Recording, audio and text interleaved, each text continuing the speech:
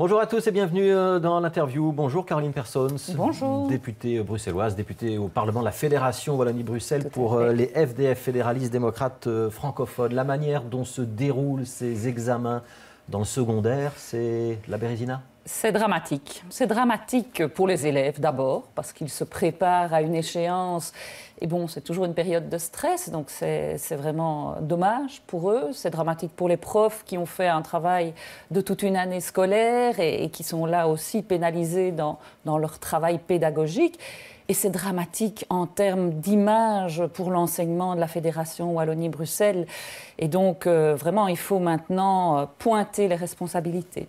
Oui. Est-ce que ces examens, ils ont encore un sens cette année quand on voit la succession d'affaires, les fuites qu'on annonce jour après jour, les annulations qui ont déjà dû être décidées? Alors, est-ce qu'il fallait dire qu'on annulait tout comme j'ai entendu le groupe écolo? Oui, ça, je ne pense pas. Écolo demande une annulation de toute la session. Ça, je ne pense pas.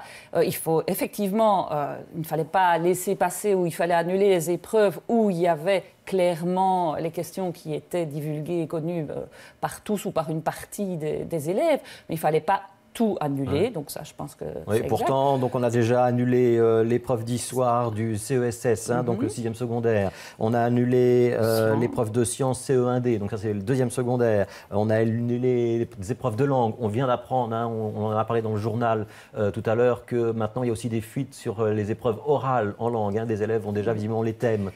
Bon, il y a clairement... Il faut se demander pourquoi. Pourquoi est-ce que tout d'un coup, il y a toutes ces divulgations et il faut vraiment aller rechercher les responsabilités, savoir qui a commis les fautes, parce qu'il y a une faute professionnelle à un moment donné. Et donc ça me paraît essentiel, parce qu'il y a une question vraiment d'une remise en cause au niveau du fonctionnement d'une société. Vous demandez une commission d'enquête parlementaire? Oui, tout à fait. Au niveau du Parlement de la Fédération Wallonie-Bruxelles? Au niveau du Parlement. Ça servirait à quoi? Qui la composerait et quel est le but? Donc les commissions d'enquête sont des commissions tout à fait particulières, avec un fonctionnement qui impose la prestation de serment des personnes entendues.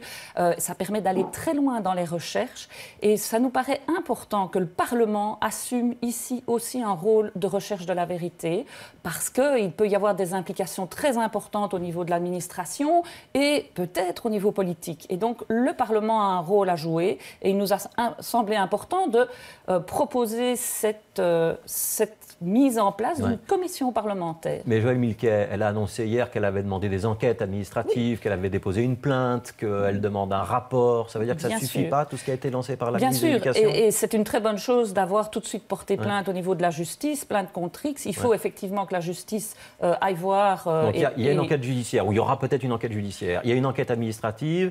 Est-ce que la commission d'enquête parlementaire, ça ne vient pas en trop? Est-ce que ça ne risque pas de paralyser les deux enquêtes administratives et judiciaires qui sont déjà lancées? Bon, c'est un organe de la démocratie et du pilier qu'est le pouvoir législatif. Et ça nous paraît important d'impliquer aussi les députés qui ont voté ce décret qui prévoit les épreuves externes. Et les députés, leur mission, c'est aussi le contrôle du pouvoir, évidemment politique, du gouvernement et de l'administration, de savoir comment ça fonctionne. Vous allez vérifier que Joëlle Milquet, son cabinet, son administration ont bien travaillé?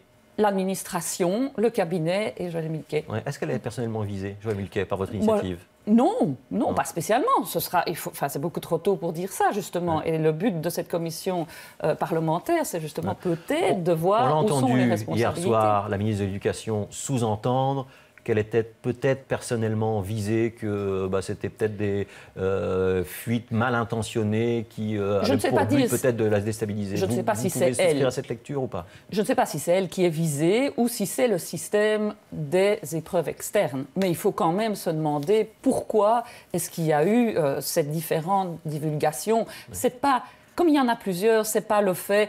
peut-être d'un élève qui est passé dans la classe ou dans le bureau du directeur ou un directeur qui... Donc c'est mal intentionné et organisé. Si, il y en a plusieurs, il y a en tout cas un faisceau de motivation qui se retrouve dans les différents cas. Si on identifie le ou les auteurs, qu'est-ce qui risque?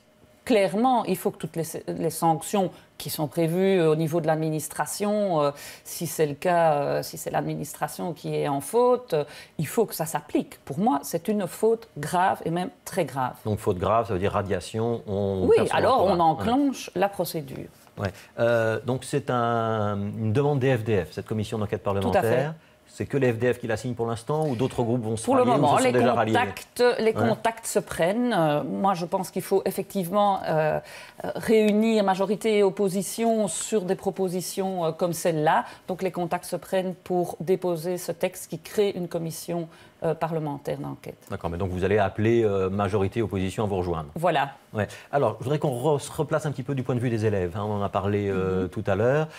Certaines épreuves annulées, d'autres pas. On a vu, par exemple, dans le reportage, dans le journal tout à l'heure de Télé Bruxelles, que la commune de Schaerbeek avait organisé ses propres examens en remplacement. C'est une bonne idée, ça, ou pas? Je pense qu'il y a plusieurs écoles qui prévoient toujours et les épreuves externes et des épreuves en interne. Moi, ce qui m'étonne ici dans l'épreuve externe dans les épreuves externes qui sont annulées, c'est qu'il n'y avait même pas de questions de rechange.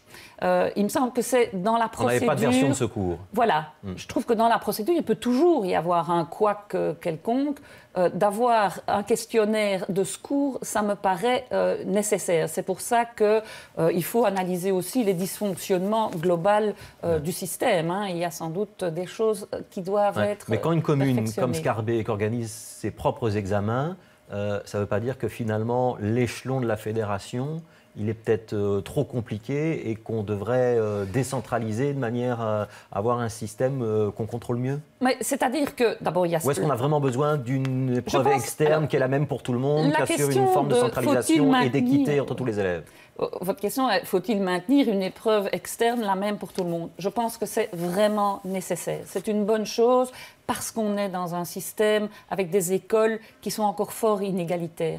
Et donc, de pouvoir questionner les élèves sur des compétences qui doivent être... Donc ça, on ne reviendra pas mêmes. en arrière, on continuera d'aller dans cette discussion, dans cette pour nous, direction-là. FDF, ça nous paraît important de maintenir ça, et c'est réalisé dans différents pays européens sans grande difficulté, mais avec une rigueur d'organisation qui n'est pas présente ici, ça c'est clair. Donc il faudra revoir l'organisation pour les prochaines années. Oui. Ça semble une évidence. Oui. Donc peut-être avoir une version de secours, vous l'avez déjà dit. Voilà. Est-ce qu'on doit passer à une transmission électronique de ces épreuves? On a vu dans des reportages que ça partait de l'administration, que c'était centralisé dans un établissement qui servait un petit peu de centre de dépôt, puis que les directeurs venaient les chercher. On a le sentiment que la procédure n'est pas extrêmement bien bétonnée. En tout cas, elle n'est pas idéale.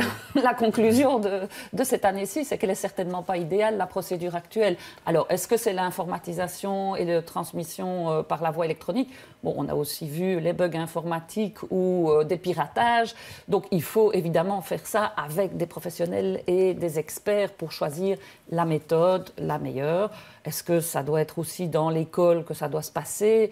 Bon, on peut réfléchir, mais en tout cas, maintien des épreuves externes et résolution des inadmissibles événements de cette année-ci. Ouais, on a parlé des professeurs ou des membres de l'administration tout à l'heure. Si on a la conviction que certains élèves ont triché, on doit aussi les sanctionner?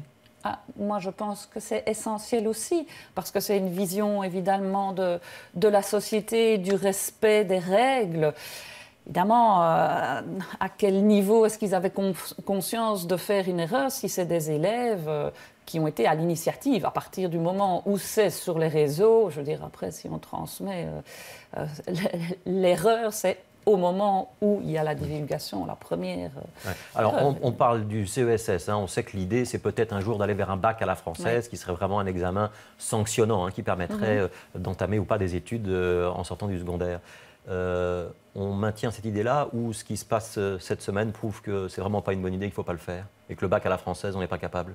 Moi, je vous dis, ça me semble indispensable de maintenir une épreuve externe et enfin d'humanité. Oui, mais aujourd'hui, on sait que ces épreuves externes, elles sont combinées avec des travaux tout au long de l'année, le conseil de classe. Ce n'est pas l'unique moyen de certification. Mais je veux dire, parfois, il y a des élèves qui ont leur diplôme d'humanité avec des lacunes très, très importantes et puis qui s'engagent vers des études supérieures.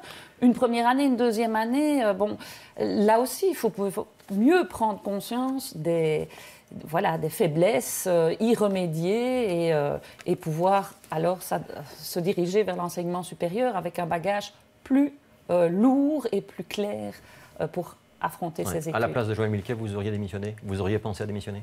Mais d'abord, je ne suis pas à sa place. Et puis, il faut savoir ce qui s'est passé exactement. Si elle le sait et qu'elle se rend compte que l'erreur, elle aurait dû mieux gérer globalement et suivre l'administration. Peut-être qu'il n'y a pas eu de réunion globale de préparation de toutes ces épreuves.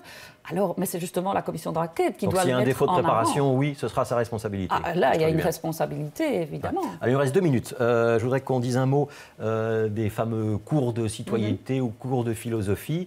Le FDF veut aussi 2 heures de cours de philosophie à terme. Oui. Qu'est-ce qu'on fait de la religion et de la morale?